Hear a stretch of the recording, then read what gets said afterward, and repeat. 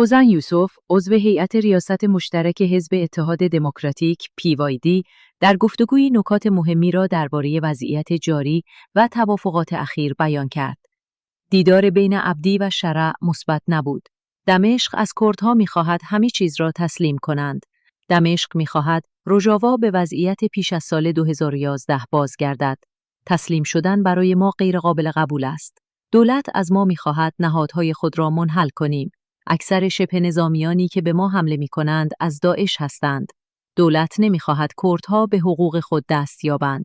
اراده ما مقاومت است. اراده سیاسی برای آتش‌بس در طرف جولانی وجود ندارد. توافق تصریح می‌کند که حسد باید ظرف 1 ماه از رقه و دیر و زور عقب نشینی کند.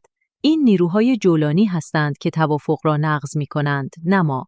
هیچ عنصری از PKK در میان ما نیست، در حالی که نیروهای جولانی شامل عناصری از سازمان داعش هستند.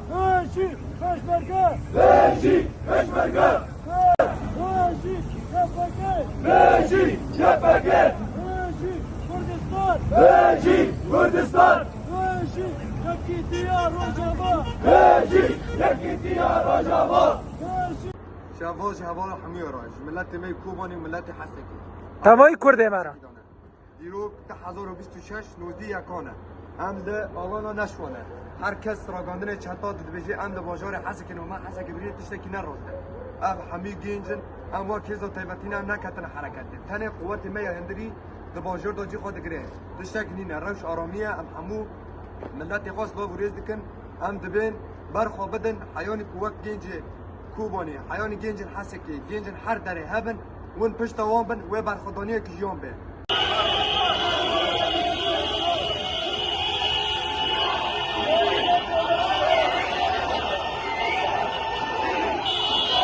یا ابیا جولانی بگی بخدن را شما بگی بخدن را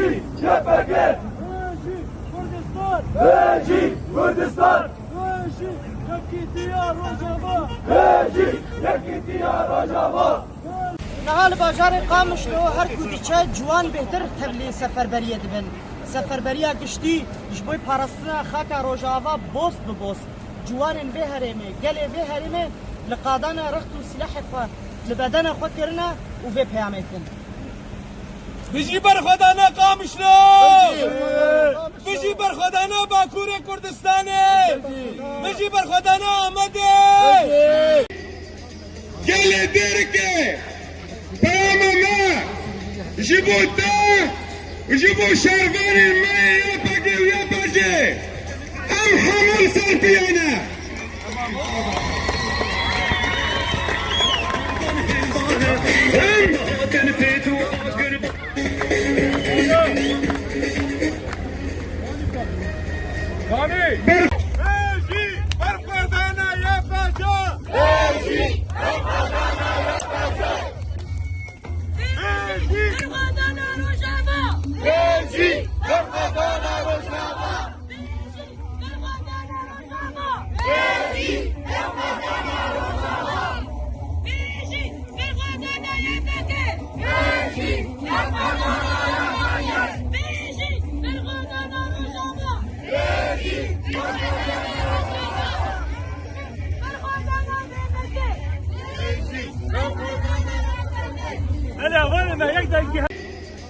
گله درکه تماما جبوتا جبو شرفان ما يبقى